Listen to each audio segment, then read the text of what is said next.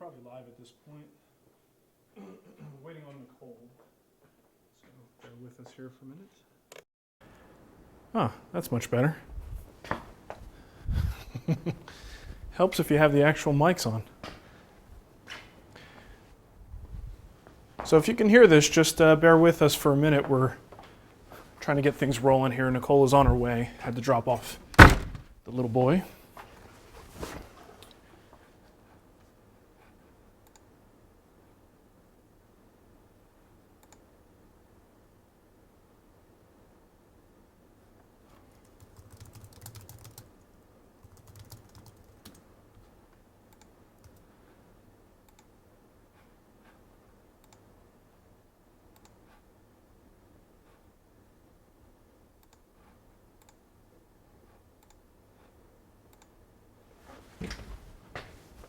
All right, well, while we're waiting, I'll pull up the chat room. We could talk a little bit.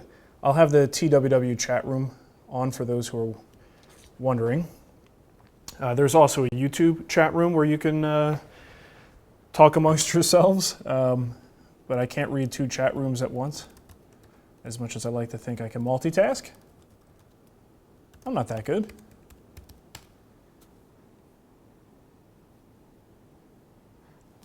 Breaker 19. Where's my stool? There it is. So how's everybody doing this lovely Friday morning, afternoon, if you're on the East Coast?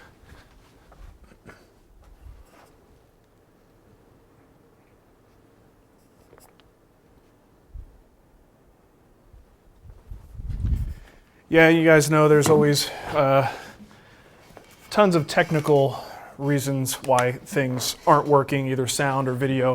Unfortunately, not all of it is under my control, so refreshing the page is a good idea. Some people have said on these live streams that they get better results going to the YouTube page. So click the link at the top of the YouTube embed if you're on the Wood Whisperer site. Click that link over there, it'll take you right to YouTube, and for some reason, people say that it works better there. Not sure why that works, but it's something to consider. Utah here. People from Utah aren't allowed.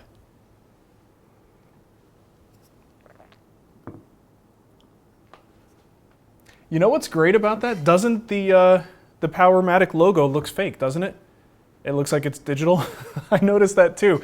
It's a metal sign that I put on the wall, and it totally looks fake. Like if there's nothing standing in front of it, like this, it looks like it's a digital image up there. Here, how's that? That's pretty cool though. I'm always excited for WoW, John. You know, the problem is I just don't have as much time as I used to play. So most likely I'll do what I've been doing for the last few releases, and that's, you know, play through all the content, and once I hit the level cap, then stop playing, just because I don't have the time to invest into grinding and raiding and all that fun stuff. So makes me sad because I do miss my WoW days. Anyone who just arrived, we're just kind of killing time here until Nicole gets here. I don't want to start without her, if I could avoid it. Oh, look who's here. She just walked in the door.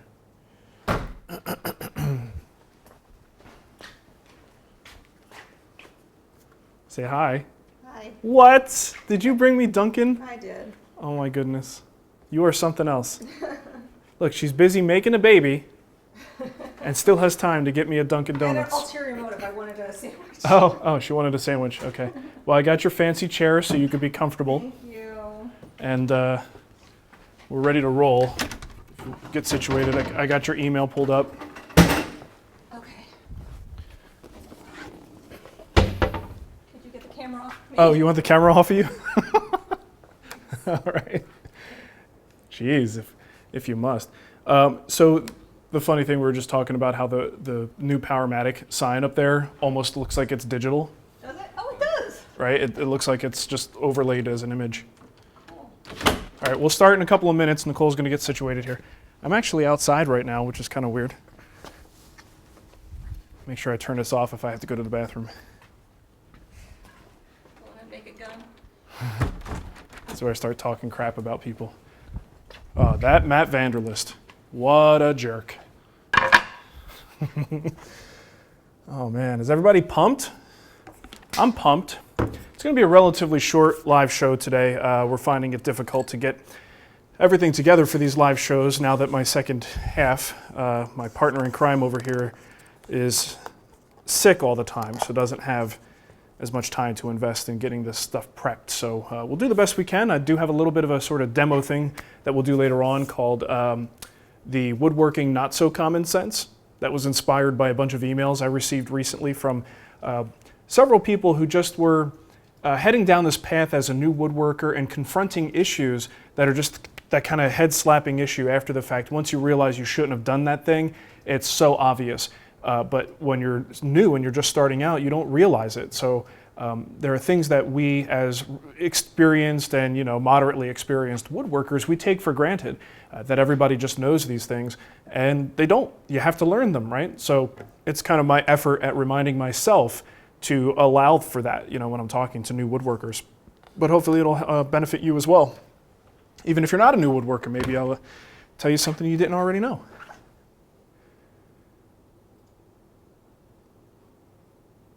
Got an opinion on Missouri? I think I said no one from Utah is allowed. Well, if no one from Missouri was allowed, then Nicole wouldn't be allowed to be here. Exactly. She's a Missouri girl.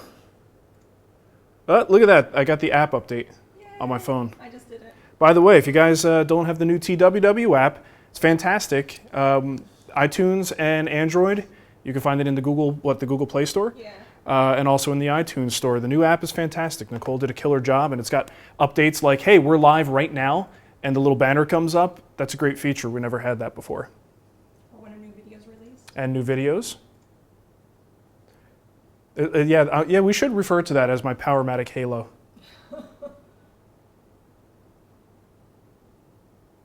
Brendan says my haircut looks extremely Italian.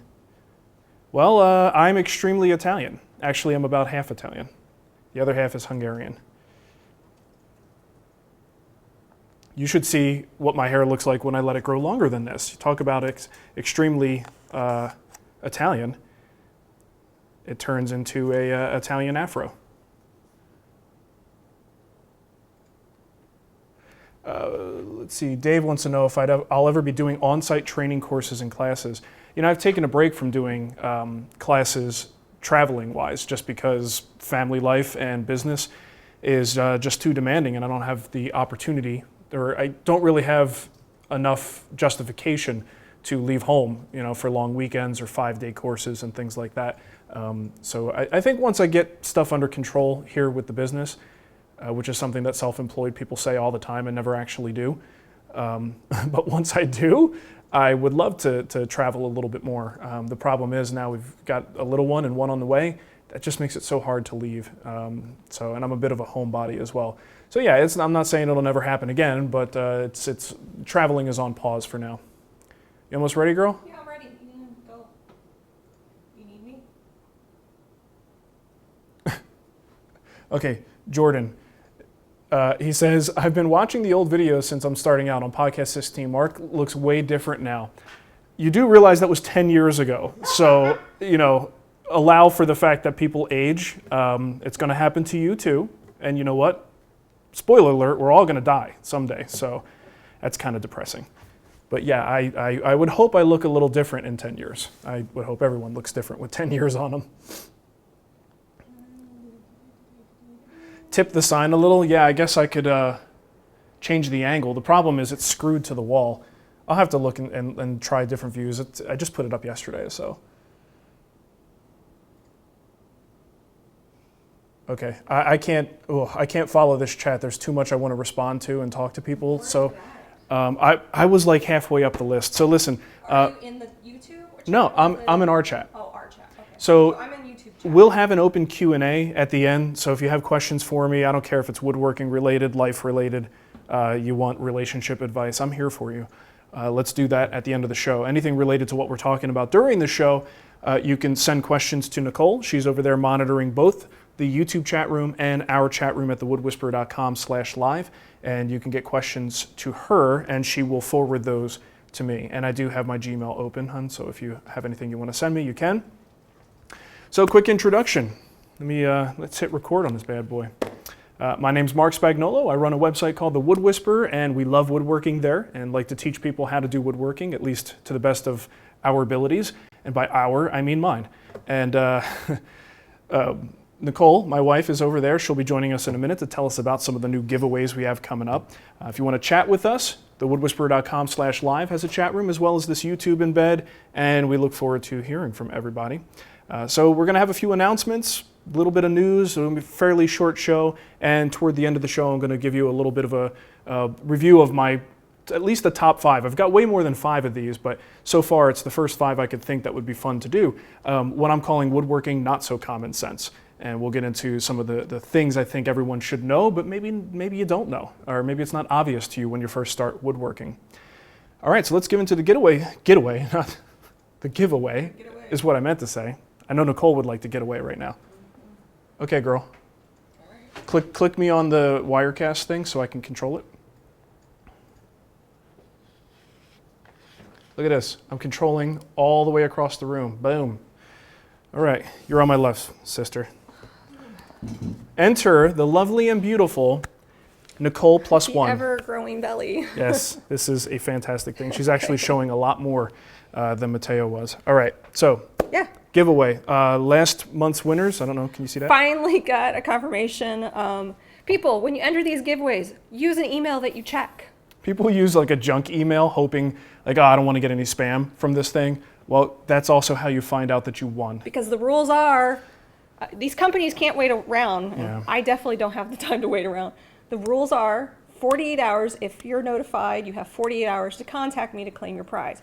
You don't claim it, I move on to the next There's person. nothing worse than finding out you won something like 2 weeks after and then you realize you didn't win It's just something. like, We feel bad, but there's only so much we can do. yeah, I have to have these rules in place because the companies are like, who won? Actually, all of you are like, who won? Right, and we can't say who won until we know who won. All right, so who won?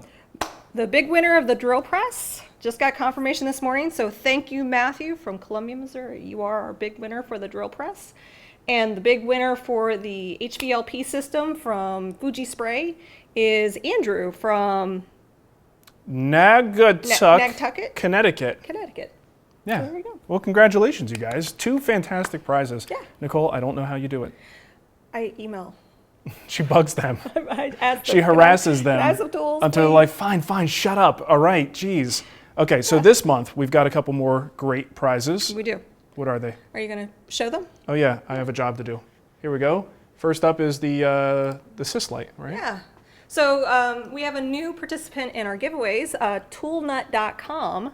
And they actually have 2 sites. They have toolnut.com and they have festoolproducts.com. Yeah. So they are giving us a Festool Sys Light LED. I mean, this thing is, I watched the video because I'm like, oh, a flashlight. No, this is like, It's like what Festool does with anything. They take something you're familiar with and then they make it like 10 times crazier. no, they go to 11. They take it to 11. Yes, it'll withstand a nuclear war. So there's a whole video on it, and it's a pretty awesome little flashlight. Sweet. All right, next up. And then we also have a ArborTech prize pack. Ooh. We've done this before. So ArborTech gave us a turbo plane. They gave us a mini turbo, and then a contour sander. Right.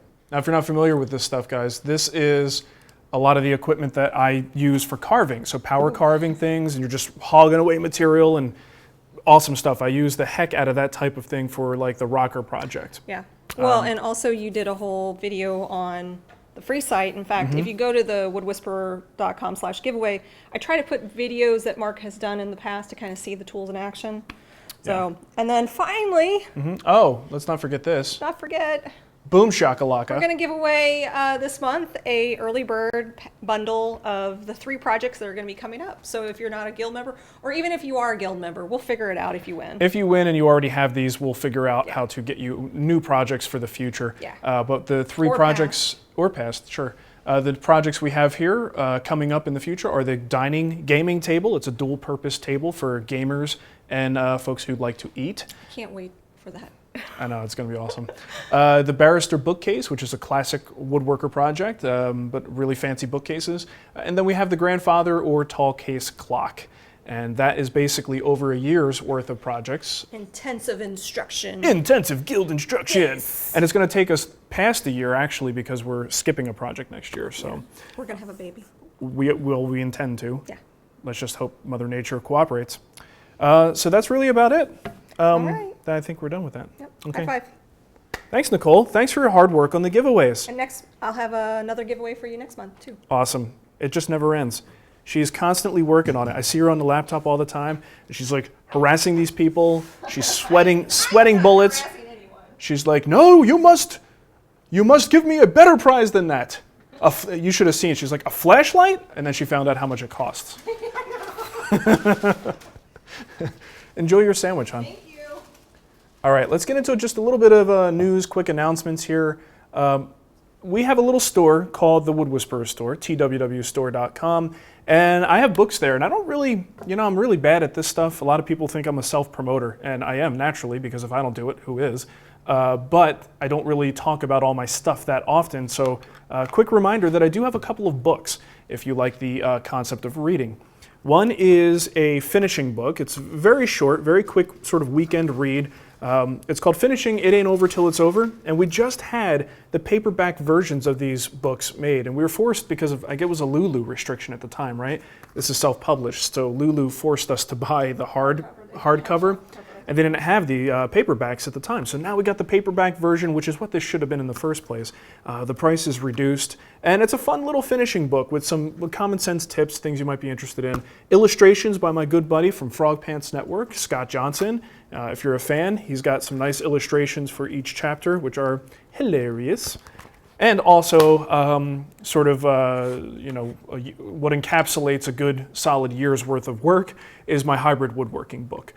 So again, go to TWWstore.com. You'll find both of those books there. But here's the thing with the hybrid woodworking. We've got about 20 left. We're actually having trouble keeping this thing in stock because our stock depends on whether Pop Woodworking has any in stock. And a lot of times we tend to buy quite a few. And this time we just mistimed it, so I'm not sure when we're going to get stock back in, but there's about 20 left. So if you want a copy, we are the only place where you get not only a bonus video with it, but you also get my autograph. Obviously, I can't autograph books that aren't coming from my location. So all of the books are autographed. You don't have to ask for it. Quick thank you as well to everyone who responded to the call for stickers, right? I let everybody know that if you send us a self-addressed stamped envelope, I'll give you the address now too. It's P.O. Box 8203, Surprise, Arizona 85374. Self-addressed stamped envelope, we will send you back a Wood Whisperer sticker because that's what people are doing. And I got a bunch of notes, handwritten notes, like a ton of these things. This was fantastic. It was just cool. I guess the thing is most people aren't going to type something up, right? So you got to at least put a Post-it note that says, "Hey, sticker please, thanks." But it was great to hear from everybody. It was so awesome. I got two in particular that I really enjoyed because they're from teenagers. This guy, Lucian, says, "My name is Lucian," I'm not going to say his last name, "and I am a 14-year-old and a woodworker. I found your YouTube channel a few months ago and I love it. Thank you for creating great content on YouTube and your website. Please send me a sticker." Which I did. Lucian should have his sticker by now. Peter also wrote us. Peter is a 15-year-old woodworker, primarily a wood turner. When I first started woodworking, your videos were really helpful and really made complicated concepts easy. Sorry about that. I'd like a sticker if it's no trouble. That really warms the cockles of my heart, Nicole, when the youth of today is relying on me for any sort of information. It not only warms my cockles, but it also makes me nervous. It would make me nervous too. Someone sent me a $2 bill, which is great. Another person sent me money too. Money isn't necessary for this by any means. I'm giving these things away. It's on you to put the stamp in there. Yeah, I know, it was pretty cool. So thank you, everybody. And you may notice on the tool chest back here, we got a whole bunch of new additions to the sticker collection. Carmichael Woodshop Workshop. Where's his? His is funny. I love it. He's got postcards with his face on it. This is great. Nicole, did you see this? I did. I love this guy. Steve's great. And he says, let's be sticker buds. It's fantastic. So, yeah, you'll see something. I'm not going to do a close-up of this, but I've got my buddy Sean up there, Jay from Jay's Custom Creations, Miter Mike, Carmichael Workshop, Woodworking Maniac, Tab Left Workshop, Garage Woodworks, and DIY Tyler, and my buddy Punish Props up there. It's kind of wild how we tried to remember the network. We did the TW network. We were way ahead of our time with the TWW network. I mean, it was a blogging network, but the community has really exploded in terms of video. And I think we can all thank our little devices for that. Everybody's able to make decent quality video now. So the community is just alive and well. You know, I have to say, though, the sticker thing, perhaps it has run its course. And maybe it's time to upgrade to the next level, which I personally believe should be charm bracelets. So very soon, look for your Wood Whisperer charm in the Wood Whisperer store. We're going to put a hole through that and put it on. Yeah, here's our charm bracelet. We'll start off like this. Can you imagine having a nice collection of these on your wrist? I think it's fantastic. All right. I also want to thank Mr. Peanut. So I don't know if this is That Mr. Peanut? Mr. Peanut, Mr. Peanut. like the Mr. Peanut. The Mr. Peanut. I don't know if this has anything to do with like, oh, I have a following on Twitter, so send me some free stuff, or if this is just a campaign they were doing to anyone who mentioned their products. But I recently got a can of Planters sea salt and vinegar peanuts. Nicole bought them for me, saw them in the store. She knows I love salt and vinegar as a like flavor for snack food. So she thought I'd like it. I tried it, it was great. I took a picture of it and put it on Twitter and said these are like way better than they have any right to be. And then I got an email from a PR person at Planters who said they wanted to send me a free gift pack. So I got my letter from Mr. Peanut thanking me for my rave review of their salt and vinegar peanuts. And now I am the fortunate owner of three cans of nuts that will take me about 2 years to eat. So thank you, Mr. Peanut. You know what? If you like something, here's the moral to the story.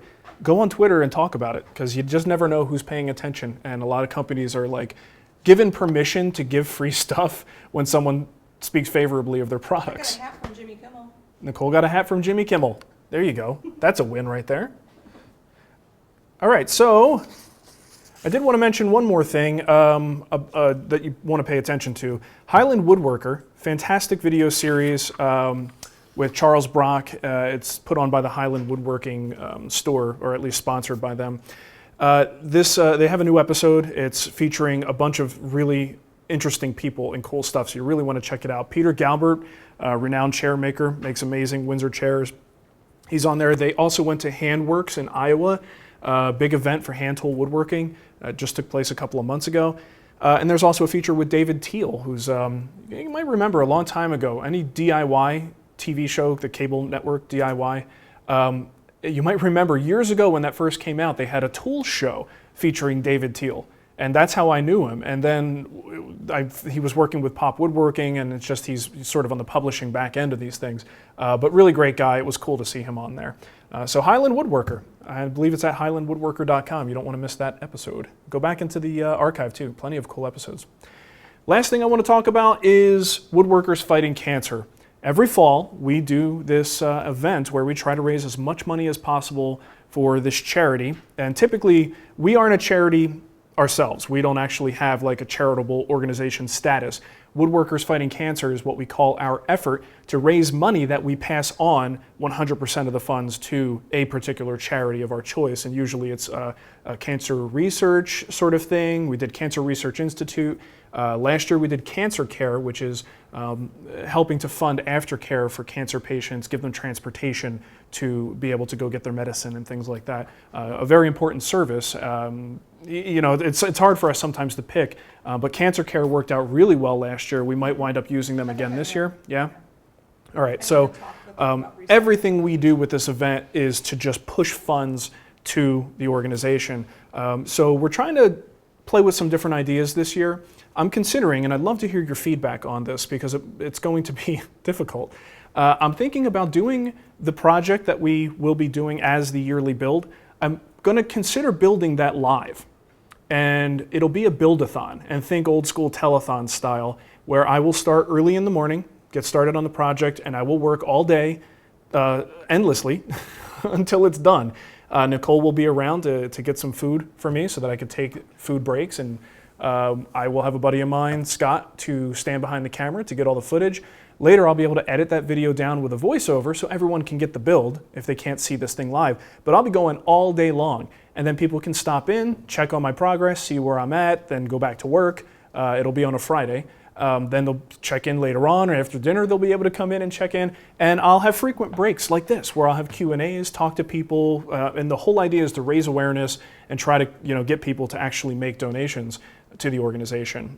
So that's where I'm going with this. And I'm also considering doing, instead of a pledge of $5, just a pledge of $5 per person who actually builds it, which is what I usually do. I'm thinking of upping that to $10 for anybody who makes a video. So with all of these amazing community members and all these stickers and all this community woodworking pride, these people are putting a lot of effort into making that content. So if someone is actually going to take our plan and make a video about it, I'm going to put out $10 instead of $5 for that. So the whole idea is just let's raise as much money as possible. And this way I'll be partnering with everyone in the community to try to raise money. Do the best we can. So that should be coming up next month, and we'll have announcements about that fairly soon. All right, Nicole, viewer projects. Folks submit projects to our website. You can go to thewoodwhisperer.com/submit, and we can't post everything, but we do post quite a bit. And hold on a second. Projects. You didn't put them in here. I did. Oh, this one. Yeah, block 4 and block 5. There you go. So first up, we've got something called One Eternal Round by Carl Hale. Here's what he says. I'm a kinetic sculptor and a lover of wood. To create one eternal round, I used every tool in my shop, including the lathe, scroll saw, CNC, rotary tools, plus, of course, table saw, joiner, planer, and various sanders. I used black walnut, oak, and ash, which I harvested myself, plus maple burl and snake wood. I was interested in exploring circular motion in all of its beautiful complexity. In the sculpture, the marbles move, and the wood is shaped in circles within circles, vertically, horizontally, concentrically, and randomly. Because still photos don't capture the kinetic nature of my sculpture, I put together a video. So I don't have the video for you to view here, but if you go to our website, thewoodwhisperer.com, scroll down a little bit on the homepage and you should see a link to this project. You can't miss it once you know what it looks like. It's an amazing sculpted piece, really great pictures. That's awesome. That is something else. That's one of those things I have trouble wrapping my brain around. Okay, next up, I thought this was fun. We're doing 2 projects this time. This is actually a mini waffle cone holder from Shannon. He says, I'm a classically trained chef. Before I obtained my degree in culinary arts, I was a union carpenter in New York City. Using my skills as a carpenter, I made a display to hold mini waffle cones. I was making an appetizer portion of chicken and waffles for a function I was catering. You notice I'm not that familiar with chicken and waffles because I said chicken and waffles instead of chicken and waffles. It tells you that my brain says those things don't go together. I knew I wouldn't be able to find a wooden mini waffle cone holder, so let the build begin. It's made of 1x3 pine, stained with coffee, and finished with olive oil since it'll be in contact with food, which is something I don't usually recommend, by the way, but it's fine.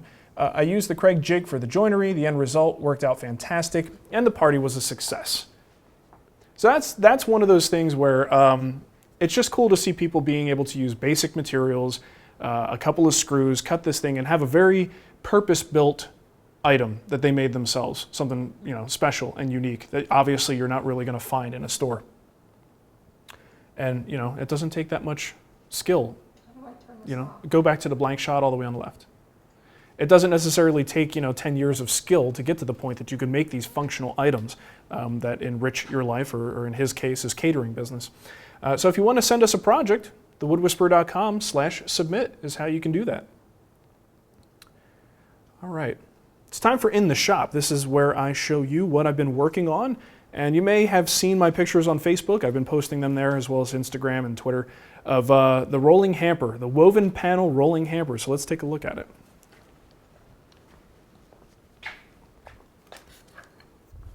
I haven't had Dunkin' in so long.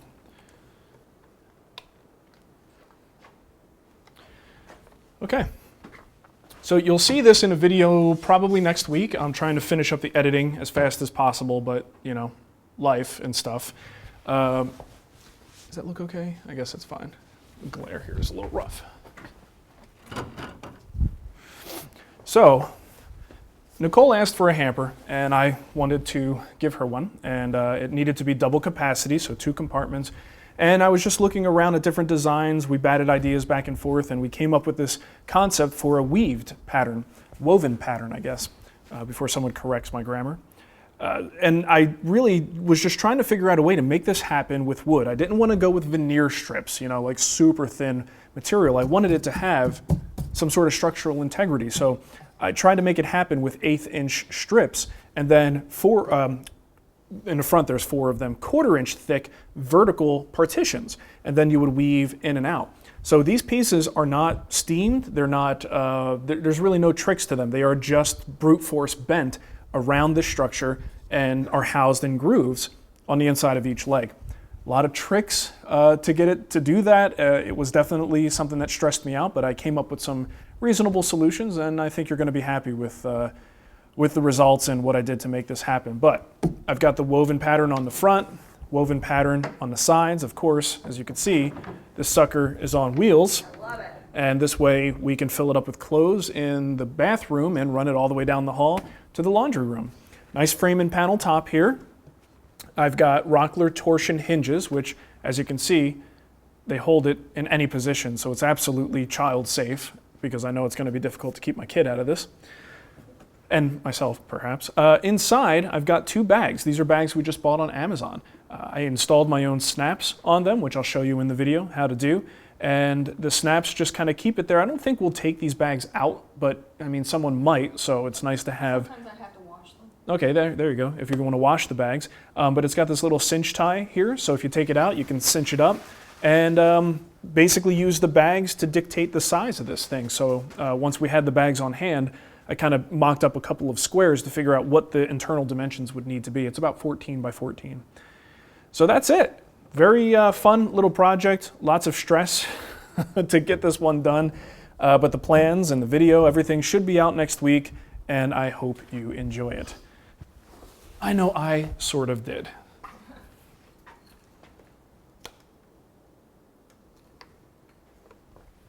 How you doing over there? I'm okay. Okay. Chair's helping along. I'm good. It's a pain in the roll over here. All right, let's get into the demo. And normally I like to have a little bit more of a hands-on style demo, but I don't want to make a ton of noise and a ton of dust when I've got the pregnant mama over there. So we'll keep it simple today. So this is Woodworking Not So Common Sense, inspired by emails I've been getting recently from folks who are just making the simple mistakes that you make on your journey as a woodworker. Those little things that afterwards you realize are woodworker common sense. But it isn't common sense until you have gotten there, right? So it's unfair to actually call it common sense. So it's Woodworking Not So Common Sense. I may do more of these in the future because I really like this idea. And if you're watching this, I do plan to make an edited version of this with better visuals and a little bit more fine editing. So if you like what you see here, I'll put another video out that really condenses this stuff, and you'll probably want to watch that too. All right, so number 1, don't mill wood and then just keep the wood laying around. A lot of times you get a project plan that it has a cut list with it, right? So what do? You just grab all your project parts and you just mill them all at once. Get them down to thickness, width, cut them at the table saw, plane them down. And the problem is wood has a tendency to move, right? It's a natural product, and that's one of the big mistakes people make when they first start woodworking is they don't realize that wood is not like plastic or metal in the way that we see those things as stable. Once you make them a certain shape, they tend to stay that shape. Wood kind of behaves on its own schedule. Now you can do things to circumvent movement or prevent movement, but ultimately you're not in control. You're just trying to control the variables and keep things a little bit more predictable. So one of the things that you can do to prevent problems is to mill as needed. So if you know that, for instance, you're building this hamper, you know that you're not going to be building the top for at least a week, then don't mill up the frame parts for that top yet. All right, because if you mill them up and then they move over time, you're going to have trouble getting your joints to go together. So I had this as an example. This may prove to be a bad example because I don't think it moved very much. And I only milled it yesterday. So here's a board of walnut, milled it flat, square yesterday. And if I put a straight edge on it, Yeah, it's not bad. This is a terrible example. What's a Oh, project hold that's on. happened this Uh, happened to? hold on. I do have a little bit of bowing. It's going to be hard for the camera to pick it up, but there is a nice little gap over there toward the end, and that's on both sides. So there is a little bit of a cup this way, or what would you call that? A bow this way. Now, looking for cupping. Oh, look at that. Can you see that? That side's not as bad, but right about here, there's a huge gap. All right, I know this is tough to see, but trust me, there's a gap there. So we now have a board that has bowed a little bit this way and cupped a little bit this way, and this is just after 24 hours. So the idea is if you are going to mill the joints on this, so let's say we needed to put some tenons on here, the key is if you need to let your parts sit, do the joinery as soon as possible. So mill it, do the joinery, and then let it sit. The big mistake is milling it, letting it sit, and then cut the joinery a week later. The joinery is based off all of the flat and square reference points built into this board. So if you wait too long and this board decides to move a little bit on you, it's going to sacrifice the quality of your joinery later, which then overall affects the quality of the build. So typically, if I'm not going to be able to mill my joinery into those parts for, I would say, more than a day, or maybe 2 days at the most, I'll mill ahead of time. But even then, I really try to do it on the same day. All right, so I know we like to batch things out and get things going so you get everything done at once, like an entire phase of the project done at once. But unless you can cut all that joinery in one day, I don't recommend doing it that way. Now, you also get to know your batch of wood, because sometimes some boards are just more stable than others. So as you start working with it, you go, well, look at this. This board's been sitting around, milled for 3 days. It's in great shape. So I probably will not have a problem with the rest of the wood I got from that same batch, right, if it tends to be stable. But you got to think of the worst case scenario. You don't want to find out as you're milling your joints on here that things just aren't square and flat anymore and all your references are gone. All right, so that's something to keep in mind. Don't keep the wood laying around after milling. All right, now this is one, whoops, that you may feel I'm giving you mixed messages on. And let me see, where's the caliper?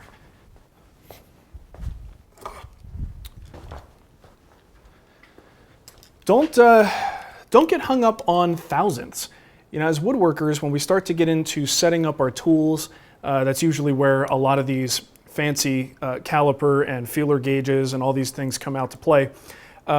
We find out that we are able to measure to a degree that's actually not even necessary for woodworking. Now for machine setup, sure, if you are getting things calibrated, you really want to get them as close as you can to perfection, or perceived perfection, because this way you can trust that the machine is set up right. And then anything we're doing on the machine, it's going to be user error that's causing the problem, and we can easily adjust for that. But when it comes to taking measurements on your boards and things like that, you know, most of the time, I might do this for curiosity, but I'm not doing it because I want to get down to the nearest thousandth. I'm just doing it because I'm being lazy and I want a digital display. Ultimately, when I'm setting things up, I like to take a look at the work. The work is what really matters. So let's use an example here, a miter gauge. You want to get this thing set to dead 90, right? So you maybe you make some test cuts, or you've got some elaborate jig that you can take measurements, or you know, some kind of a bevel gauge that's metered and you can actually lock it in.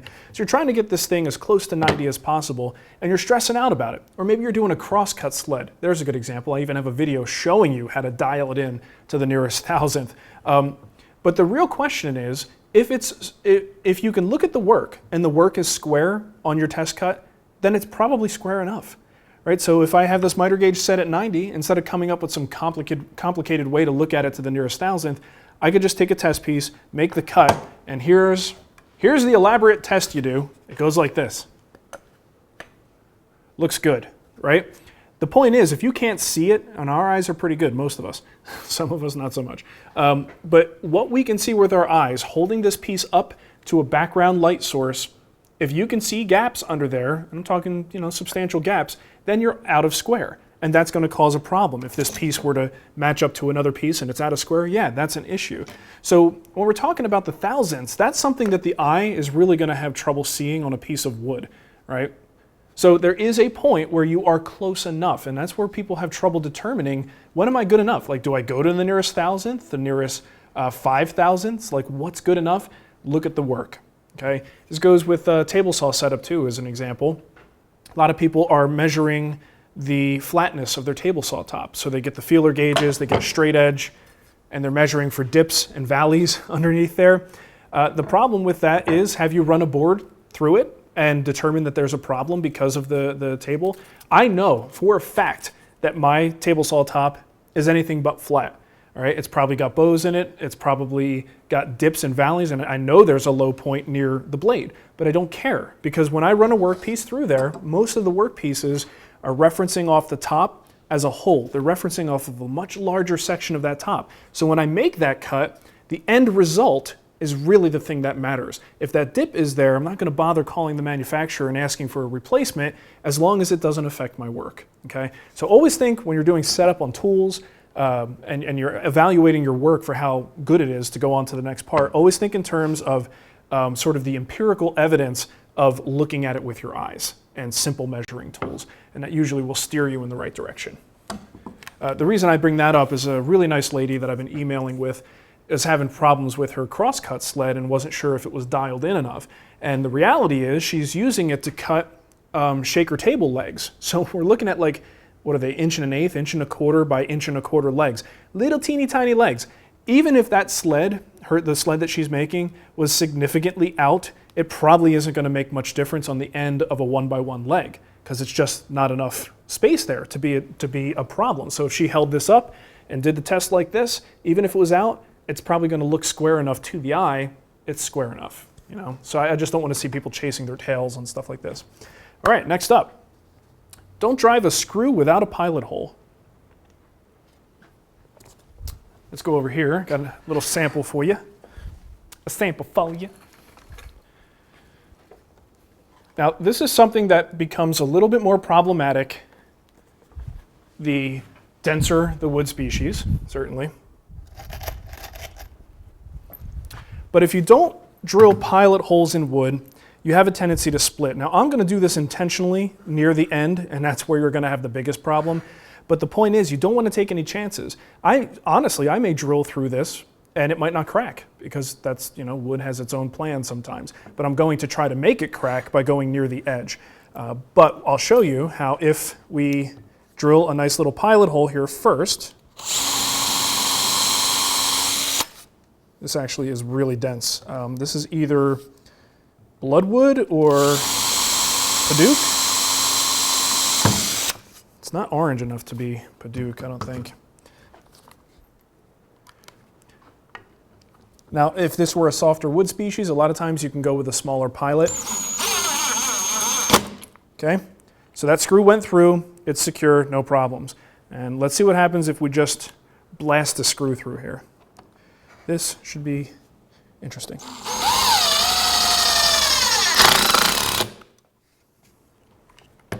Okay, so right there, we got a nice crack. Aww. Man.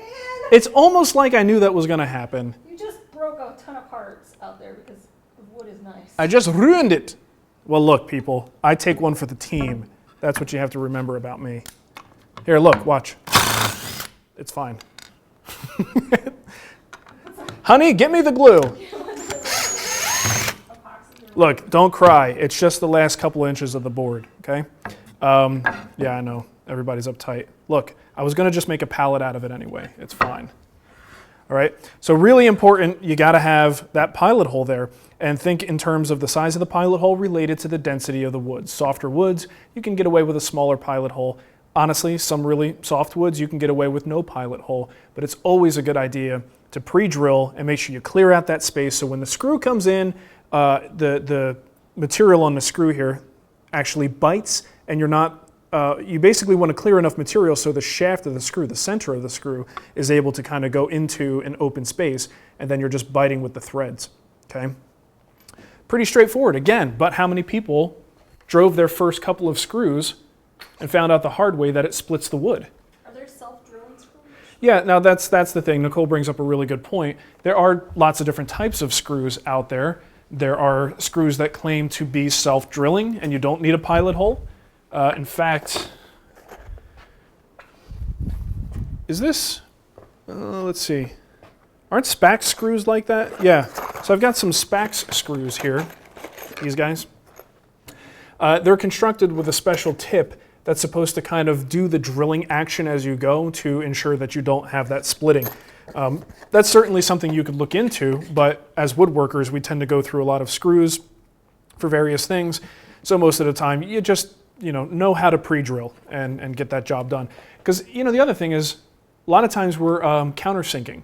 So if you want to have a countersink so that the head of the screw goes flush or below the surface, you're going to have a bit associated with that anyway. So you usually do it in one fell swoop. You're drilling your pilot hole and doing your countersink at the same time. It's built into our process. So a self-drilling screw just generally isn't necessary for what we do. Bop, bop, ba-dop, bop. Should we give that piece of wood away? All right, what's next? Let's see. Don't use clamps without cauls if you can avoid it. Once again, another thing that really depends on the density of the wood. If you're using really dense exotic species, a lot of times it's not as big of a deal, but if you're using simple domestic species, cherry, poplar, walnut, pine, these are things that will absolutely dent. So I've got a board here that's sitting in one of my parallel clamps. Now, parallel clamps have these big plastic heads on there. So a lot of times you think that, oh, it's perfectly safe to use this without a caul. By the way, a caul is just a scrap piece of wood between the clamp and the workpiece that not only protects the workpiece, but spreads out some of that clamping pressure. All right, so let's get this thing loose and see. I don't know how well this is going to translate on camera. This is what will happen with a parallel clamp. Get the angle right. Do you guys see? Here, I'll do this. I'll use a pencil.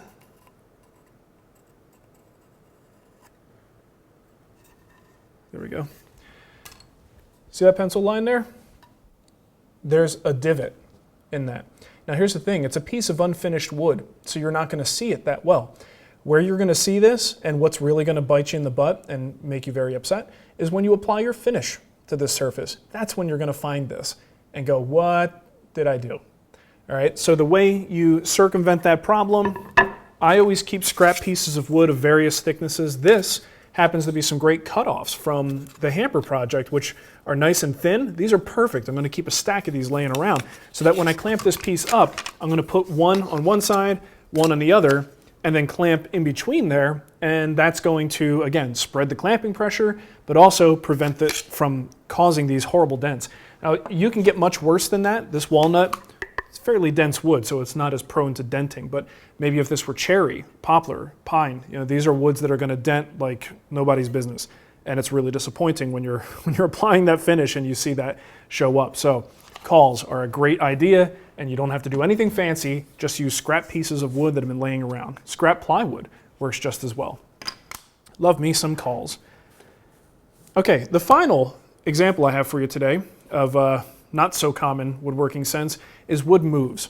I can't tell you how many times I have either received in an email a picture of a table, a cutting board, a pallet table, something solid, right? It's all solid wood construction with a beautiful frame all around it.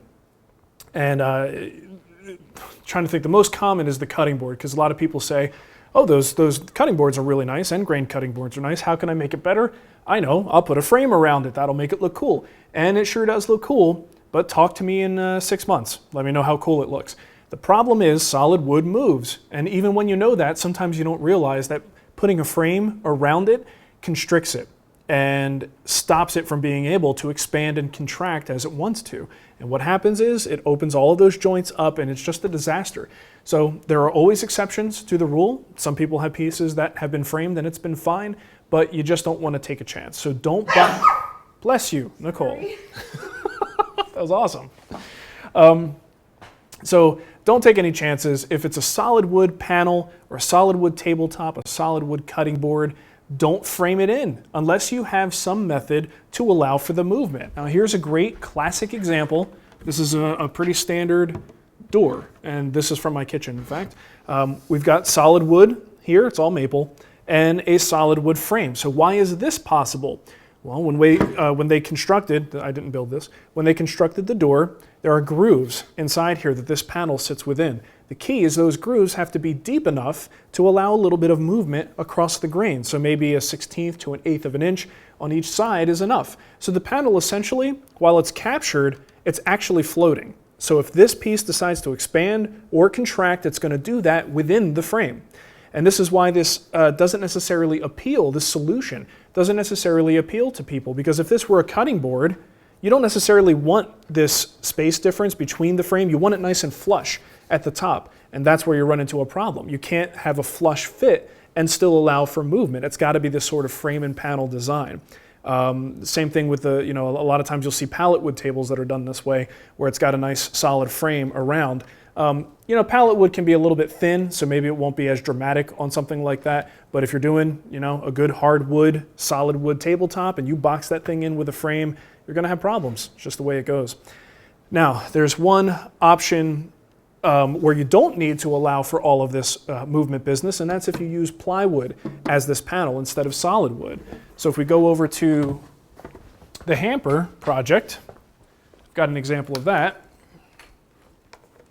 This panel here, hi Nicole's hand, this panel here is plywood. It's a 1/4 inch plywood. So even though it's a frame and panel design, I could have used solid wood here if I wanted to, and I would have just needed to make my grooves a little bit deeper to allow for that movement. But I didn't. The grooves are pretty much, this panel's bottomed out. It's right up against those grooves, and it can be glued in place because I'm not worried about movement with plywood. All right, so if you're gonna do this sort of framed concept, and especially if you need a flush fit, now this is recessed, but if I wanted this to be nice and flush with the top with no gaps, I could have done that too, because this is not going to move. You have to use a stable substrate to be able to pull that off.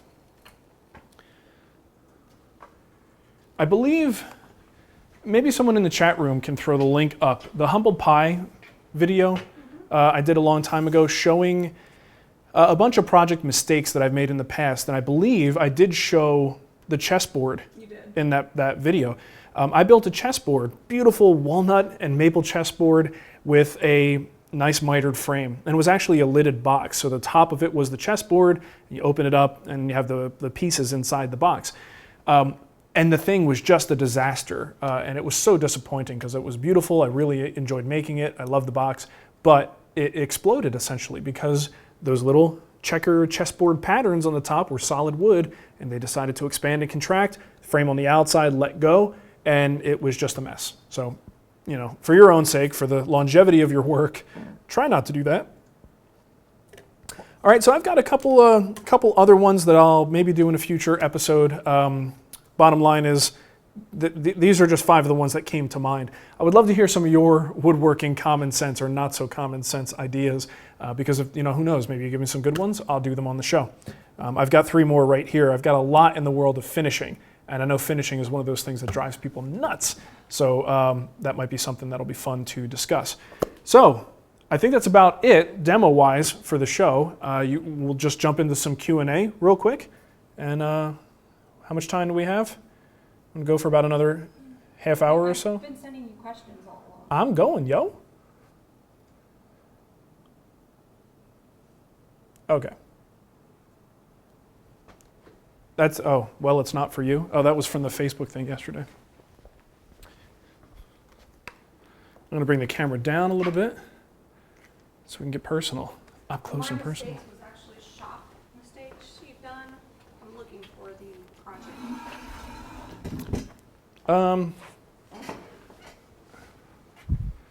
Just type in humble, see if that comes up. That's the one. My mistakes is shop mistakes. My mistakes is, I think that's a safety. Humble pie is the one.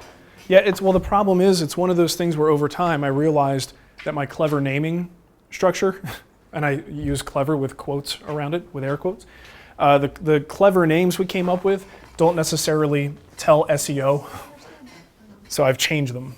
Okay, let's do a little Q&A, folks, because I love talking to you.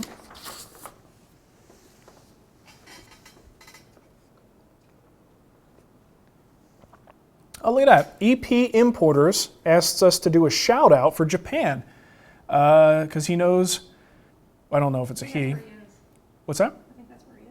And well, yeah, I'm assuming he likes Japanese wood art. I do. I'm very intrigued by Japanese culture in general. So yeah, shout out to Japan. Why not? Sunrose Woodworking or Sunrose WW.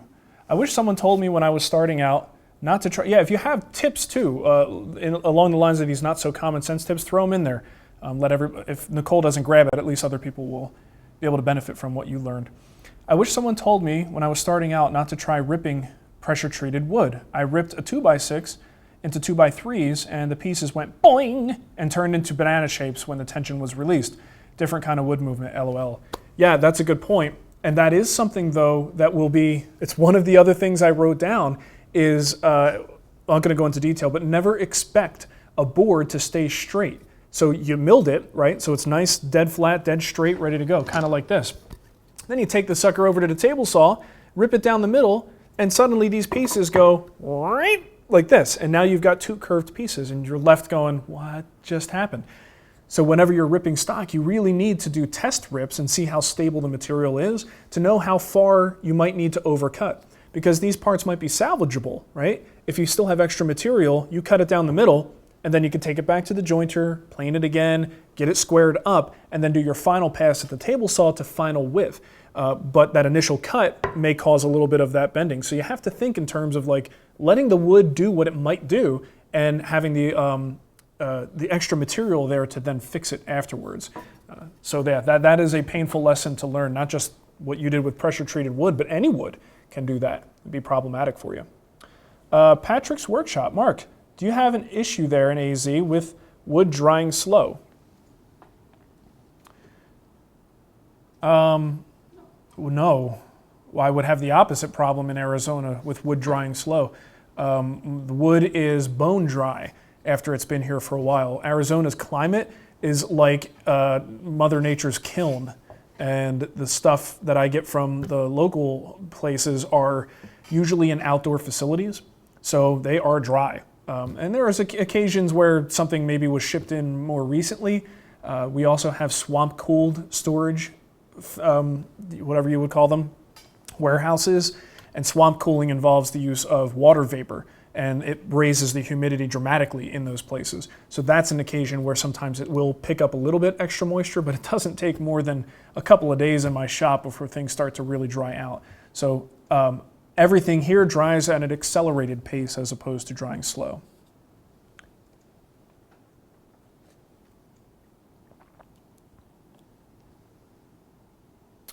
Blue Broomy says, a problem I have with waiting too long is that the wood seems to oxidize, for lack of a better word, and I've had an issue with glue joint failing. Is this a thing, or is it just me? I would probably need more information to answer that accurately. I guess maybe if you're working with, excuse me, maybe like a oily wood or something. Once you mill it, you expose fresh fibers and it's ready for glue. But sometimes you let it sit for a while and the wood just kind of, the natural oils come to the surface and those tend to repel the glue, and water-based glues have a problem. So the solution to that is to either remill or wipe the thing down with acetone or ethanol just to get rid of that surface oil and then apply the glue. So it sounds like maybe something like that is going on, but it depends on the species and exactly what kind of situation you're seeing. But yeah, I think I know what you mean. The wood just takes on a little bit of a certain patina as it sits around, and that, I guess maybe it just absorbs surface oils. Maybe you handle it and the oil from your skin gets in it and causes it to be a little bit less happy about a glue bond. Swing Jamie. I should probably read some of these ahead of time. In response to milling ahead of time, I believe cabinet doors are the exception to the rule. I want my door parts to sit around for a few days and make sure they stay straight and true, since doors can't be pulled into alignment with screws, nails. Yeah, that's an exception. That's definitely a different situation, because in that case, you're looking to determine whether this thing is going to be stable or not. One of the things that you can do that, again, this is a special situation, but you almost do the opposite of what I said. If you want your door to stay straight, you need to do that evaluation on the panel even before it goes into a frame. So you take your panel material, you mill it up, and don't mill it all the way. That's the key, because you don't want to waste the wood. You're not just going to wait and see if it moves. You want to let it do what it's going to do. So that's where you have this sort of partial milling technique. You mill it most of the way there, and then leave the parts flat, probably stickered, stacked up, and have some weight on them to promote flatness.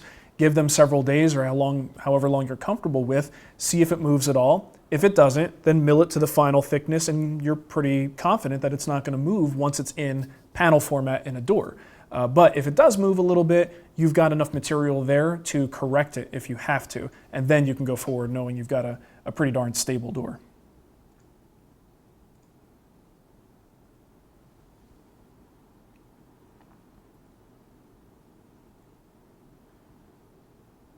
Michael Olson wants to know, can you get those types of divots in the wood if you use a denser wood as a caul? Yeah, absolutely, and that's a fantastic point. I'm going to write this down. I want to make sure he gets credit. Michael Olson. Remember, I'm making another video of this, and I was hoping people might give me clarification points that I can include in the video so this question doesn't have to come up again. But yeah, great point. If you use a wood for the caul that's denser, or even as dense, I mean, I'm using walnut on walnut, you have the potential for it to cause denting as well, because it's more dense, right? So in general, your best caul material is stuff that has a lot more give to it. So if you've got some old 2x4s laying around, great material, Douglas fir, pine, softer species are best as cauls. And this way, no matter what species you're using, you could be pretty confident it's not going to cause a problem. But typically the other thing is the cauls also spread out the pressure points. So instead of having your pressure along just a tiny little parallel clamp, it's now spread all the way across this way. Now, you certainly might have points here and here, but I've never really had that much of a problem, but theoretically, you're dead on there. If it's a really dense species, it could very well dent the wood.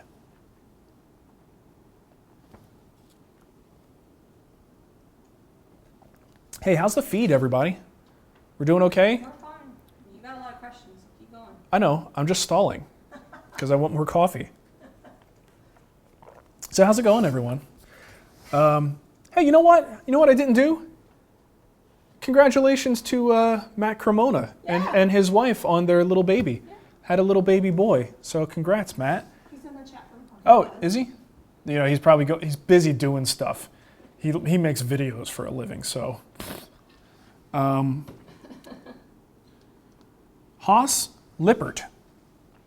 Question about exotic wood. I bought some Purple Heart and life happened, so my build is put on hold for a while. Is there any special way I should store the wood to prevent warping or anything negative? Or can I just leave it in the garage and it'll be fine?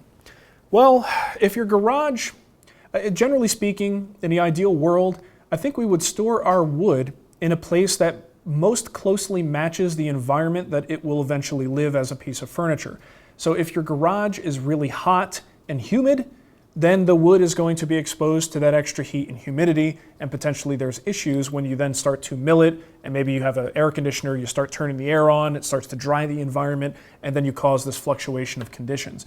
So if it's a long-term storage situation and you're really concerned about it, consider taking the piece of material into the house somewhere, in a laundry room, under a bed, in a back room, whatever it is. And that's only if we know that there's an extreme condition difference between the interior of the home and the place where you would be storing the wood.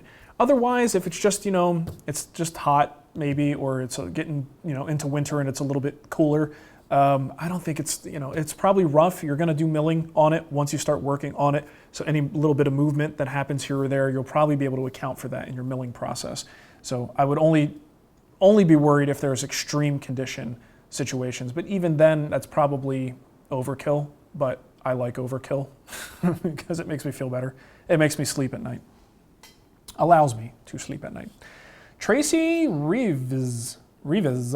What was that gasp for? Nothing. Okay. Hey Mark, my table saw will not accept a dado blade setup. Oh, that sucks. What's the best way to cut tenons without one? I can't say there is a best way. There's just your personal preferences.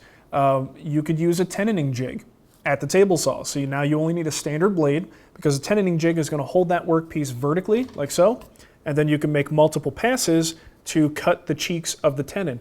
If you have a good tenoning jig, it's an incredibly accurate way to get a nice, smooth tenon cheek. And the real good jigs have a micro adjustment, and you could really dial that in.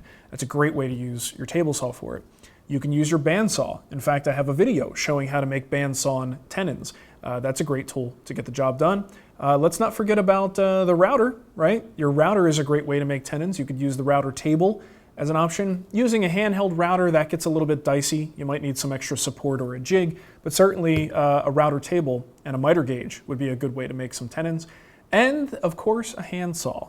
If you have a handsaw, lay it out, draw the lines, cut to the lines, and then maybe use a rabbiting block plane or a shoulder plane to clean everything up. Honestly, it's really the shoulder that's the most important part of that tenon. I say most important visually. Obviously, you want your tenon to fit into the mortise nice and snug, but it doesn't have to be a beautiful, clean, super smooth tenon. In fact, a little texture there is probably better than no texture.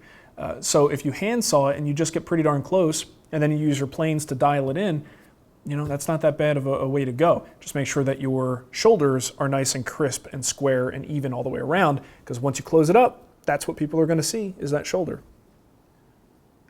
And no, Shannon didn't pay me to say that, by the way.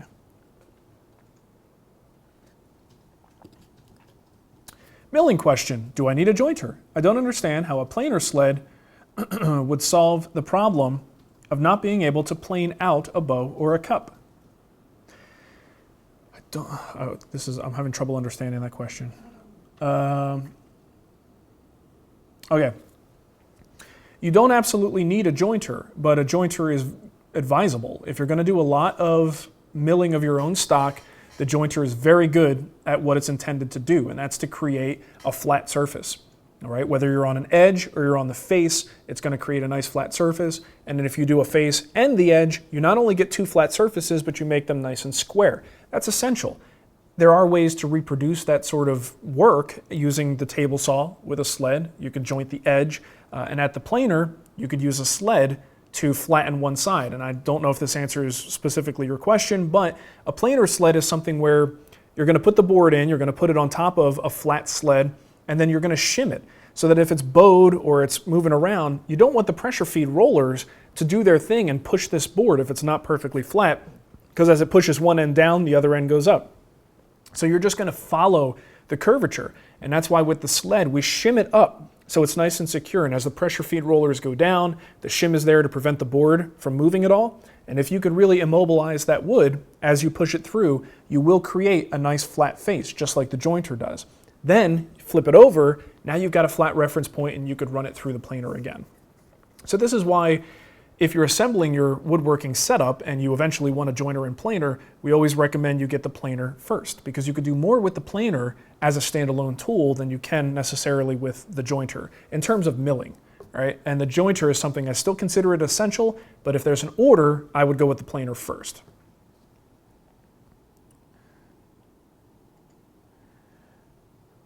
Okay, Jared Kuntz. Working on a dining room table, I put Danish oil over de-waxed shellac. Are there any adverse actions I need to worry about, or should I take it all down to unfinished wood and restart with the Danish oil and then de-wax shellac? You should be a little bit concerned there, Jared. De-waxed shellac is a film-forming finish, right? So as you put that on the surface, you are preventing things from absorbing. So it depends on the cut of shellac and how much you applied and how thick that film is. Even a 1 pound cut of shellac, just a little spit coat on the surface, will seal it to some extent, but it will still take up liquid. Right? So if you put the Danish oil on there with a very thin coat, you might actually still have it dry.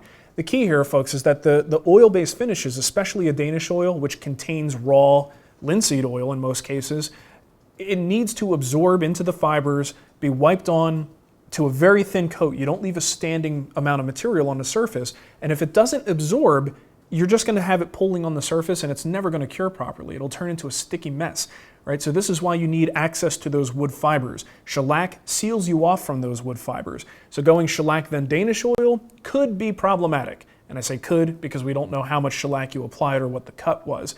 So you would actually have to test a very small amount. I'd be very cautious about it.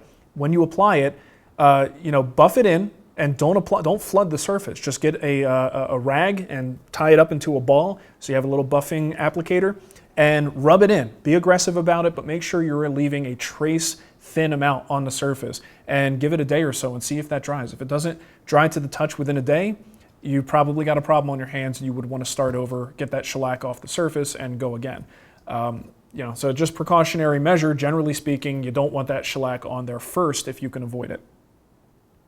Other options might be to go to like a wiping varnish. Depending on what you're trying to get in terms of the look of the piece, you can put a varnish on top of there because it doesn't necessarily need to absorb into the fibers deeply for it to cure. It will cure on top of a sealed surface, right? So that might be something to look into if you don't want to go through the whole refinishing BS. That's never any fun.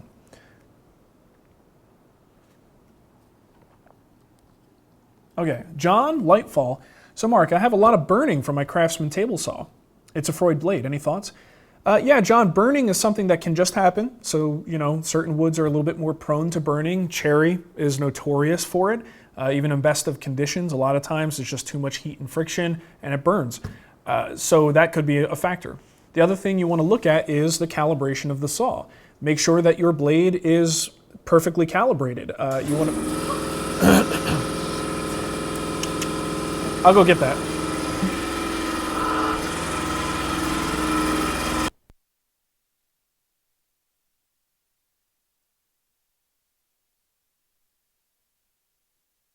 Because this is a functioning workshop and I need compressed air. Sorry about that, folks. Obviously, my hose has a little bit of a leak. What the heck was I saying? Oh, okay. So the calibration is the key. So the other thing you want to check is your fence calibration. Because if you are, let's say this is your blade, this is your fence, and your fence is towed in a little bit. So at the end of every cut, it's pushing you further into the blade and causing the side of the teeth to rub the wood. That is something that's very bad. It's also a kickback risk, so you have to be careful there. So if you have determined that everything is perfectly set up, should also say a sidebar to that is that a lot of folks will take the table saw and instead of having it perfectly parallel to the blade, they'll kick it out by maybe a degree. I mean, we're talking a very, very slight amount. Kick it out toward the back so that you intentionally avoid that sort of burning. A lot of people don't know this, but a Festool track saw, for instance, out of the factory is calibrated so that the blade kicks away from the work. The blade is not perfectly parallel to the track. It's actually just slightly out, which is part of the reason why you get such a clean cut. It's those back teeth after the cut has already been made coming through that tends to cause a lot of that tear out. So you kick it away just a hair and it makes sure you alleviate any of those contact points, okay? So look at those things. If that's not the problem, it could just be a dull blade. And Freud makes really nice blades, so there's nothing I would expect there. But you also have to make sure you have the right blade. Are you doing a rip operation with a crosscut blade? All right, that's too many teeth, not enough room, depth in those gullets, not enough room to eject those chips. Heat builds up, you get burning. Okay, so there's a number of factors. The blade is just one of them. So you just got to do a little bit of put your investigative hat on and try to figure it out. Apt Pupil, what do you recommend for finishing lacewood? Lacewood is a beautiful material to work with. It is, let me see, I might even have a little piece of lacewood over here. It's got a really nice figure to it, a lot of shine. Hello, baby. This may not be the best example. Actually, this isn't lacewood, but it looks a little bit like lacewood. This is some Australian wood that I think the guy's name was Joe, gave to me. But it kind of looks like this, right? Lacewood just has this natural beauty, and if you hit it with the right kind of finish, it just like is on fire. Absolutely stunning species. So I would recommend something, for woods like that, I like oil-based finishes because I feel like the oil not only absorbs deep into the wood fibers, but the oil itself is a material that kind of reflects light in a way that's rather beautiful and pleasing to look at. That you don't necessarily get the same effect from like a water-based finish or a lacquer, and lacquer is good too. Lacquer looks really nice, but I like the idea of a pre-coat of oil to sort of set the stage for a super reflective, shiny depth of finish. So I'd go with something oil-based. That doesn't necessarily mean pure oils. You could just use an oil-based polyurethane, but a lot of people like to use like boiled linseed oil as a pre-coat, let that soak in. You know, there's different opinions about it, but anything oil-based, generally speaking, is going to absorb deep and give you that really nice shine. Question about trusting automated finishing touches for, are we going to talk about CNC? I swore that off last night on Wood Talk. No more CNC talk. Well, we could talk about CNC, but the whole like, is CNC woodworking thing, I think we've beat that horse dead several times. I think there's a question about finishing. No, I know. I'm just saying I saw the word CNC and it made me go off on a tangent. I think Chris has got a legitimate question here. Question about trusting automated finishing touches for wood projects. When adding something like CNC carving or laser engraving to something like a panel on a box, should the engraving take place in the beginning so fine-tuned trimming of the workpiece can be done, or wait until the end and risk being off-centered or ruining the piece? Boy, that's going to be a subjective call, Chris. It's hard to say without knowing the piece and the risk factors in having it designed first or designed afterwards. Because sometimes if you have everything there, the framework, the size, the dimensions, because the piece that it's being applied to is already in place, that helps you design it. And if you could design it, especially if it's CNC, you could probably design it with a level of accuracy and dependability that it's going to be a perfect fit for what you've built. But then again, if your building skills are there, have this piece constructed first and design around it. You know, so I think both methods are valid. I think it probably depends on a person's personal preference and skill that might help you determine which order is the right way to go. Just keeping in mind that the CNC is going to be repeatable and predictable for the most part. So that's the non-variable part of the equation, which means it can go before or after and should still work out okay, as long as you could build repeatedly. Derek Lewis. I really like working with waterborne poly. Man, the questions are crazy today. I love it. Are there a lot of people in the chat room? What's going on? I'm bebopping. This is great. Nicole's bebopping, she said. Like Ninja Turtles. I really like working with waterborne poly, but I've heard that the waterborne stains are less desirable. I know I can't put waterborne poly over oil-based stain. What's your take on this issue? You know what? Well, I have a little bit of a different opinion on that, Derek. An oil-based stain most times is going to contain linseed oil. If you give that enough time to cure, I don't really see a problem with putting a water-based finish on it. You know, generally speaking, anything that's fully cured can take a film-forming finish. Now, what you may need to do is, if you're nervous about it, shellac is a great solution for that. So if you go with an oil-based stain and you're nervous that the water-based isn't going to bind to it, then you can give it a little bit of a coat of shellac. De-waxed shellac is a good solution, and you will have no problem. The shellac will bind to the oil-based surface, and the water will then bind to the shellac, no problem. But you know, I honestly think that if you gave it enough time to dry and cure, a couple of weeks, you'd probably have no problem putting that water-based finish right on top of it. But a precautionary measure is not a bad idea, because ultimately, when possible, you know, it's all about stacking the cards in your favor and trying not to make your life more difficult. So I do try to avoid, when possible, going like cross-species, if you will, mixing water and oil-based finishes, stain and finishes, just because it does present potential problems, even though I think in a lot of cases it would be fine. So I don't think there's really anything wrong with water-based stains. If you haven't used them before, give it a shot. They do apply a little differently. You don't have as much working time with them because they absorb and dry fast, whereas the oil-based, you can kind of work it around a little bit more. So it depends on the size and the structure of the piece. You just have to determine what you can do. But give the water-based stains and dyes a shot. I use them all the time. I used water-based dye on the inside of the panels of this hamper. Take a look. Right, the plywood I bought had a nice face and an ugly face. Right, of course, nice face faced out. Inside face was poop wood, I like to call it. All right, so certainly not the most desirable surface, but I knew that when this piece was opened, we would see this. So I didn't want it to be all pale and ugly, so I just used a medium brown General Finishes water-based dye on that. and it's a nice match for the walnut. Right now, granted, it's ugly wood that has a tendency to blotch. There's a marred, there's all kinds of divots and crap in there just because it wasn't handled well. It's not meant to be seen, but this made it disguisable, sort of tolerable in that position. Right, and that's water-based. Oh, by the way, that's a water-based dye, and it has a Danish oil on top of it. Okay, so that's a case where I did mix oil and water in the same finish. So yeah, try General Finishes water-based dye is a good solution. They also have a line of water-based stains that work really well, but don't fear water-based coloring agents. I don't think they're that bad. Different, just not bad. I'm in the middle of, this is Jimmy Paisan. Is that really your last name? That's fantastic. My Paisan. In the middle of restoring a rocking chair, I just applied a third coat of Minwax English Chestnut, oil-based. I noticed there were a couple of drip blotches during the second coating. While applying a third coat, I thought it would reactivate the stain, but it didn't. Is there something I could do to erase this error?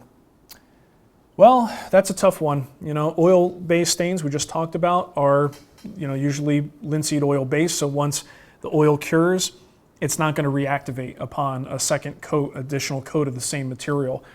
So you're kind of screwed in that case.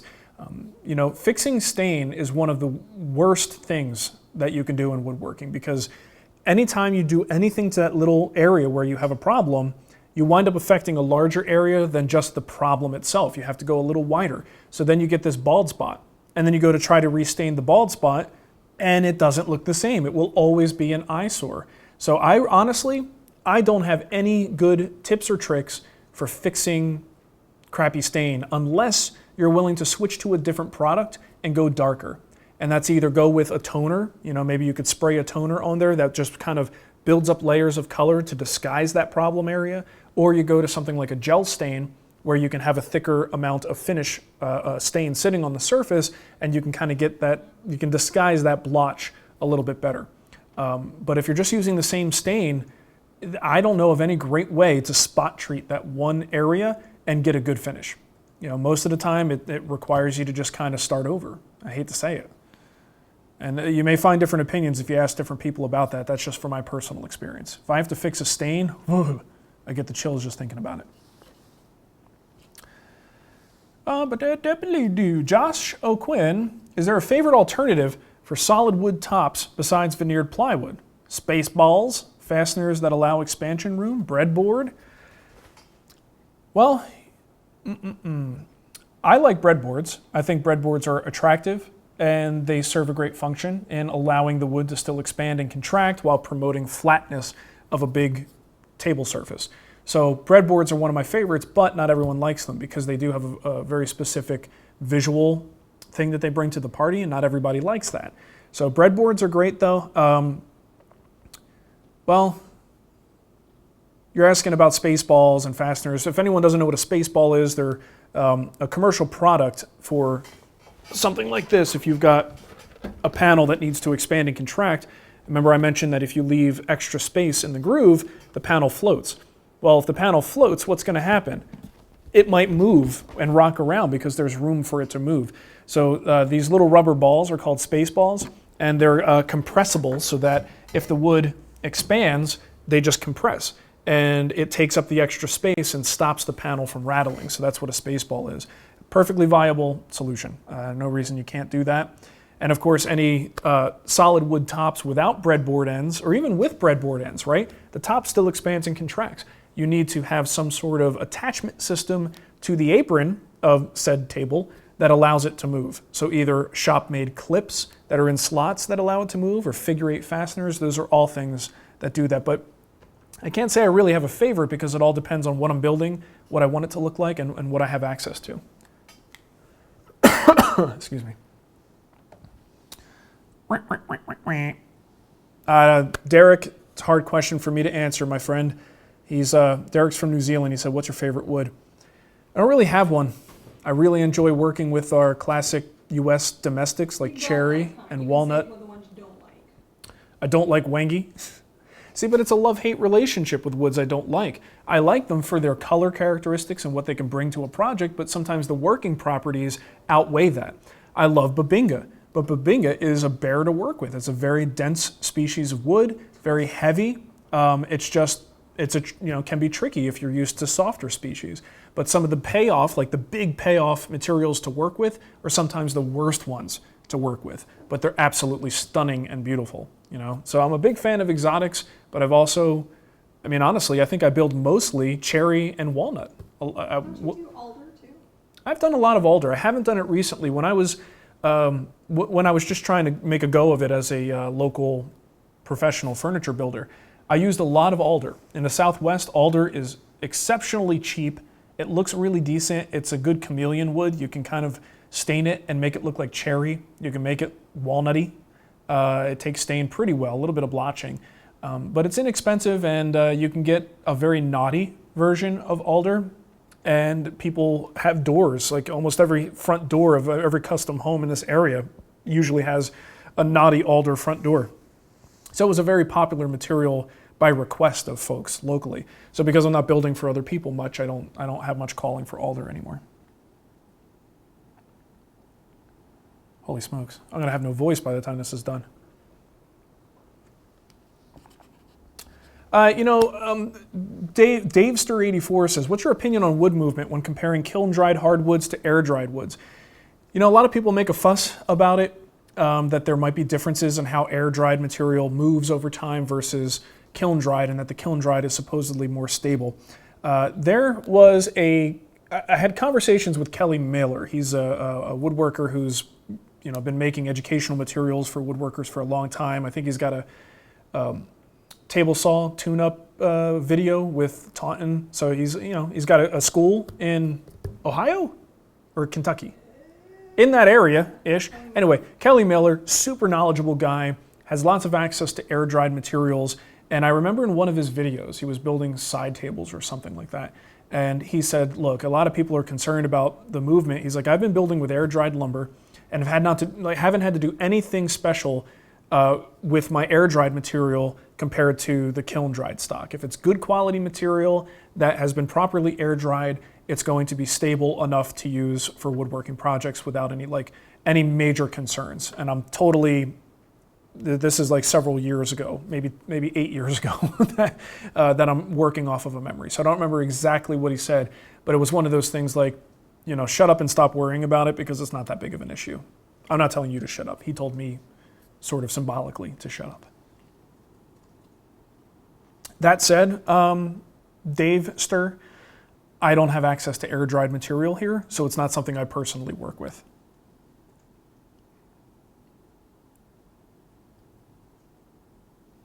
Okay.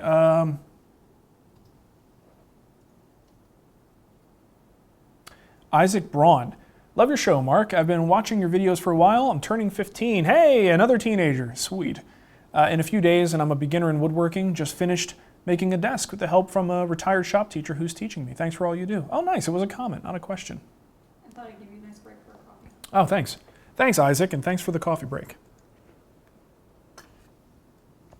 It's great when you can have a mentor, My stepdad was not a woodworking mentor, but he was a very handy fella and built walls and things like that and helped us, build an extension under our house in Jersey. So I got my confidence of, being around tools and working with tools from him. But I never really had a woodworking mentor as a teenager, as a kid. And that would have been nice to have. So I'm glad there are people out there willing to step up and help kids today who show an interest in this stuff, or give them a reason to be interested in it. Ben R. Hey, Nicole, any chance you could ask Mark, I guess there is a chance, Ben, about his opinion on countersinking combo drill bits like those from Lee Valley and others? Not sure exactly what you want to know, but I do like them. I like countersink bits, and I like ones with collars on them. The thing is, a lot of times those collars tend to sort of burn or mar the surface as you get right down to the end. Things spinning pretty fast, and it can cause problems, so that's always an issue with those. Festool has a very expensive one that honestly, They sent it to me, so it works really well. But as is the case with all Festool products, it's very expensive. I think it's like 60 or 70 bucks, right? This thing is a beaut. And this little collar on the outside is what stops it. It doesn't really mar the surface. It's fantastic. I'll be honest though, I probably would not spend the money on it because it's a little bit pricey. If they didn't send it to me, I probably wouldn't use it. So that's an endorsement with a caveat. But they make a good one. But there's kits out there that come with the collars and that work really well. There's a few that I've used. There's a really nice one that Rockler has. Looks nice. It works pretty well. But the chips get stuck like in the collar, the stop collar. And I always have to use just like a small Allen wrench or something to pop the embedded chips out of there. So I'm only good for 1 or 2 drilling sessions before I have to pop that thing out. It's really annoying to me. So I think the world of countersink bits could be improved at this point. Okay, Stephen Coleman. We should probably start getting ready to wrap up, huh? I haven't taken any more questions. Okay. Stephen Coleman, what's the best way to prevent glue squeeze out for affecting subsequent finish? Norm used to always use a wet sponge, but that would just seem to dilute and still leave traces. Scrape once partially set, tape everything, chisel planes and corners after the fact. Stephen, if you watch some of my videos, you probably will see me do exactly that. The way I do it is I let the wood set up partially. I don't want it to be completely dry. The amount of time you have to wait depends on your climate. For me, it's usually about 20 minutes. For other people, it might be a half hour, 40 minutes. You want it to skin over just enough so that you can grab a putty knife, a scraper, something thin and rigid, that you could then scrape those glue droplets away, wipe them on a paper towel. I find that to be the most effective. What's left behind, there still is a little trace residue that's in the wood fibers, but it's really surface level. So the key is to let it cure up. You're absolutely right. There are times where I'll use a wet rag or something to wipe away glue, but it's only on a non-visible area, an interior part or something I'm not going to see in the future. So if it stains or finishes irregularly, I don't care. But on the outside surfaces, always let it chalk up and then scrape it away. And then I'll use either a scraper or sandpaper to just kind of get in there and clean it up a little bit, just to make sure there's nothing left on the surface. I find that personally to be the most effective method. Let's see.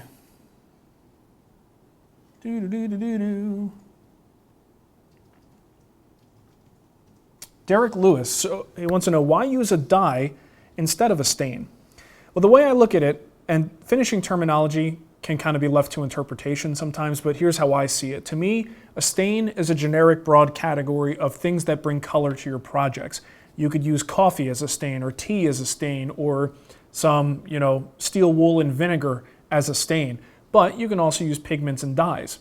So most of the stain products that you find in the store, yellow can, are going to be some combination of pigment and dye, right? And we have to know the difference between pigments and dyes. Pigments are more of a larger particle that's a solid that doesn't dissolve in solution. So when you get a can of stain and there's a big glop of crap on the bottom that you have to mix in, that's the pigment that's settled to the bottom.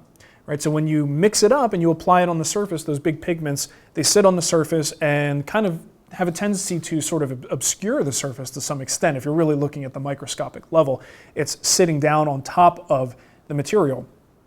Pigment is a lot like paint in that sense, where you're covering the surface and blanketing it. But you'll also find that they're mixtures, so there may be dye in that solution as well. But that's a mixture.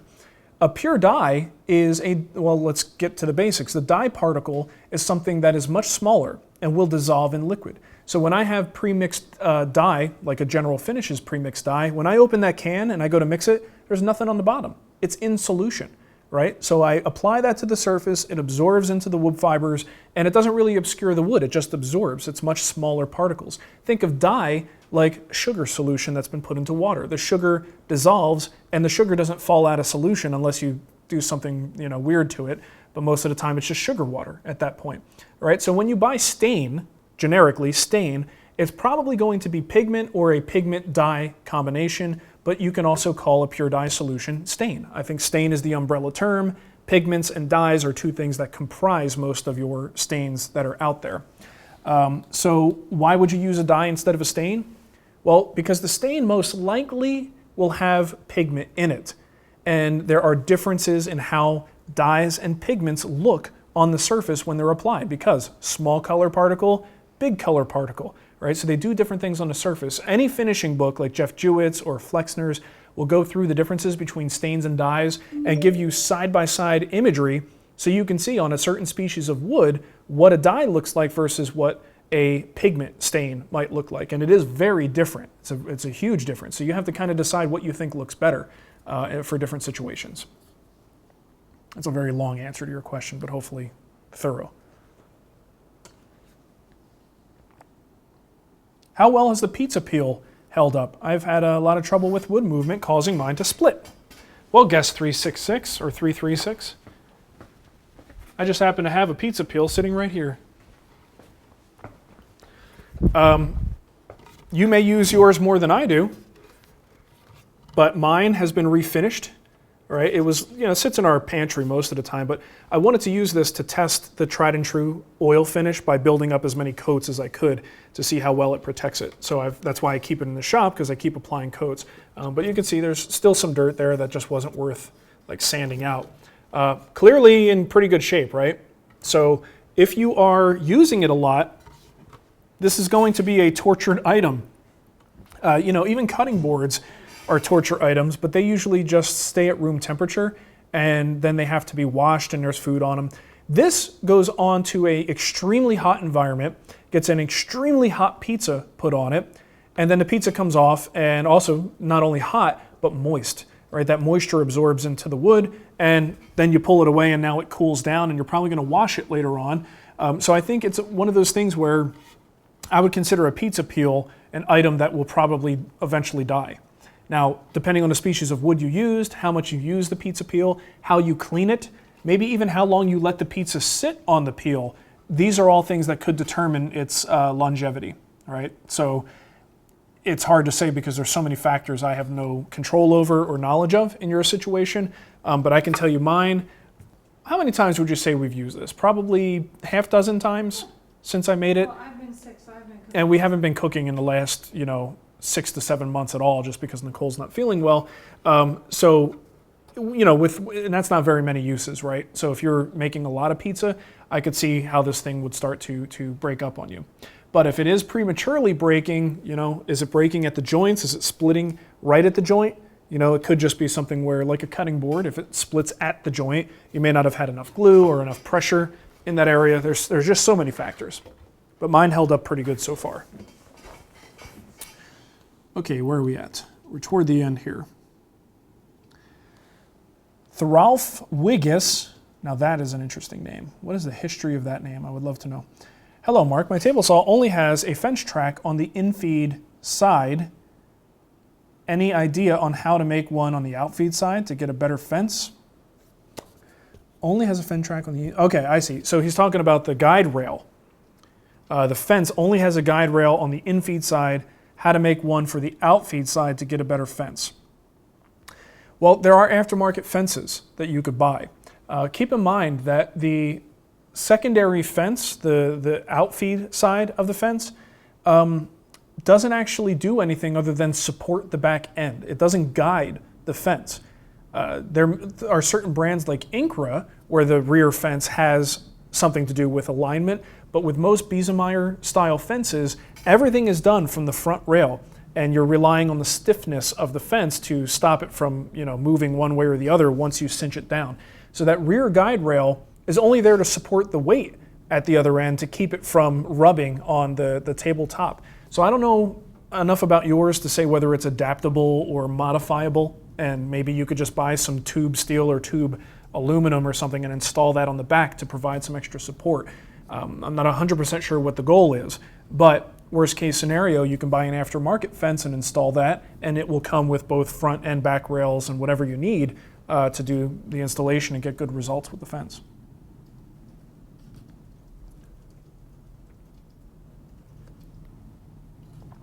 Okay, Jorge Santos. I have no idea, dude. He says, I've seen some woodworkers use salt when gluing up panels. Will the sodium in the salt affect the integrity of the glue up?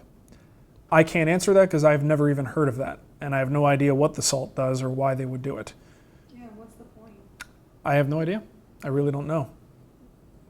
Get back to me. Let me know. That sounds interesting, but I don't know what the goal is and whether changing the properties of the glue line by adding salt would change anything. I don't know. Salt and coffee. Yes, salt and coffee. That's an option. So yeah, I don't know. All right, is that it? We're good? Any non-woodworking questions I can answer real quick? Those are always fun. Wow, we're almost 2 hours. Somebody asked about Isaac, wanted to know about creating a video, a woodworking channel, and a website, but I told him that's huge answer. Oh, well, just general advice? Yeah. Geez. You know, websites these days are easy enough to make with WordPress and even Blogger still. You can get a website up and have a publishing platform together in seconds. Doesn't take that long. So that's the easy part. Starting a YouTube channel is very easy. Getting the content up there, editing it, and producing all this stuff, that's the hard part. Thankfully, the barrier to entry for all of this stuff is way easier than it used to be.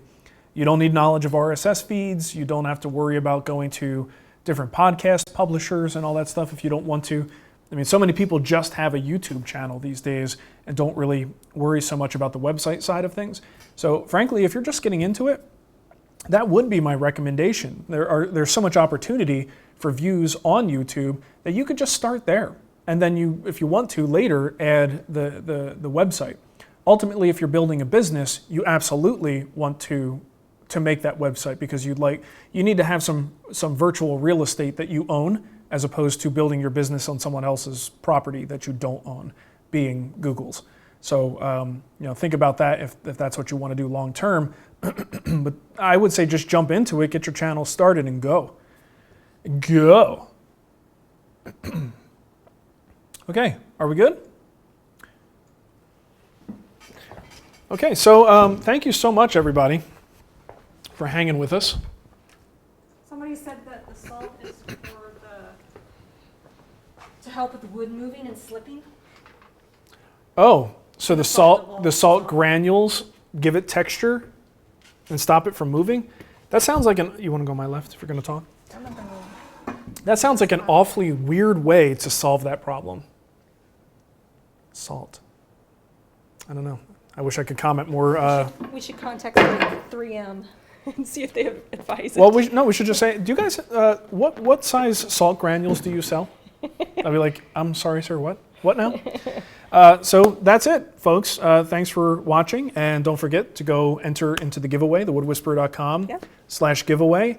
And again, next month, the live show might be that live build-a-thon that I talked about for I think it will be. For woodworkers fighting cancer. It'll be an interesting experience.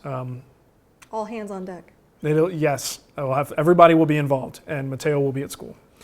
Trying to think if there's anything else. Thewoodwhisperer.com is where you can find all of our content. Yep. Plenty of free videos there to help you get through your woodworking journey. The Wood Whisperer Guild is where you can go for some extra premium free. Did I just say premium free? That makes no sense. Premium content that is not free, but nonetheless is really high quality builds that will take you step by step through every project you see on the website. That's at thewoodwhispererguild.com. Don't forget, hybrid woodworking books at the TWW store. We've got a limited supply, so if you want to buy one, get in there and do it now because they might not be available for a while. And the finishing book, It Ain't Over Till It's Over, new low price. We got some paperbacks that we're going to be selling there, so that'll be a good thing. Anything else I missed? Thank you for everyone that hung out with me in the chat room. Yeah. I know there was a lot of new people. In fact, I was talking with one, and I think he worked with metal. It was the first time he'd been here, so everybody knew. Did he stick out like a sore thumb? No.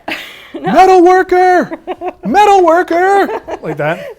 At least he wasn't like a sewing person, a crocheter. A knitter. A knitter. Knitting and knitting. Knitting and knitting All right. and knitting. All right, so thank you, everybody. Have a great weekend, and we'll see you in about a month. Bye. Peace out, yo. First Fridays every month. Yep, most likely. Oh boy. More coffee. Let's kill the feeds while we're here. Yeah, hit that button.